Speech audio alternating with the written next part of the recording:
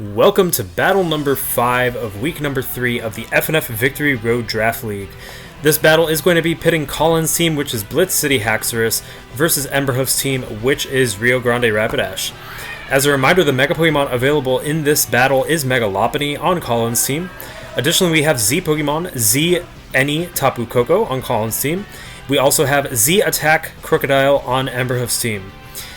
This is going to be a really interesting match considering Colin and Emberhoof both, I believe, have practiced with each other and helped each other in the league so far. So this is kind of like two friends coming together and seeing how their prowess has been made. I'm sure this is going to be a really interesting fight. One thing I definitely noticed is that Colin's team is filled with speedsters, Mega Lopunny, Tapu Koko, Durant, Talonflame, and Rotom Wash or Serena can also go speedy if they hold the Scarf. So this is a very fast team versus Emberhoof's team, which seems to be more bulky, slow. Musharna, really interesting choice. I'm curious to see how he uses it. Exploud, Dragalge, Dusclops, Breloom, all pretty slow. Crocodile can be fast with the Scarf, but for the most part, it's looking like a slow team.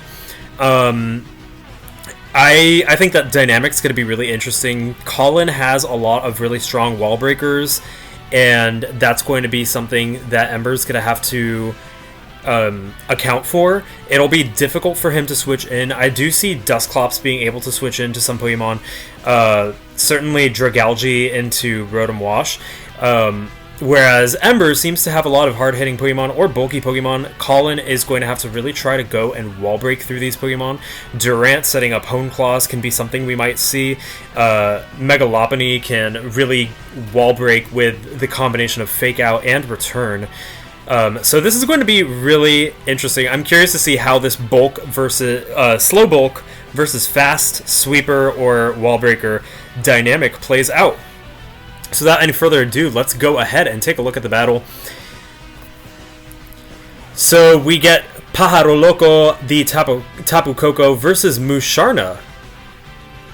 And Pájaro Loco is going to hold a air balloon. Musharna is going to take that U-turn. It's going to do 36%. Musharna sets up a Trick Room. Interesting. So we have Electric Terrain and Trick Room both up right now. Musharna's looking pretty healthy. Kevin, the Durant, is actually going to hold on with that Focus Sash, taking that Hidden Power Fire. Musharna goes down, and it is a 6-5 score. Exploud's going to go for a Boom Burst. It's going to take down Kevin, and now the score is 5-5. Really explosive start to the battle already. Samsung 6.0 comes out. Boom Burst is going to take it down to 4%. Exploud is a very hard-hitting Pokemon. Pain Split's going to bring Exploud down to 52%, but another Boom Burst will be enough to take down Samsung 6.0, and that's exactly what happens. Down goes Samsung 6.0, but the Trick Room is gone, as well as the Electric Terrain.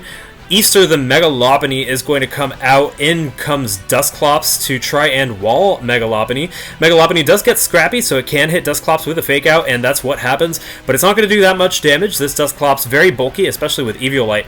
Chimkin Nug, the Talonflame, comes out. Dusclops is going to set up yet another Trick Room. Breloom comes out bold. And Brave Root's going to take down Breloom. Yeah, Breloom coming out versus the Talonflame. That is a very bold move to make.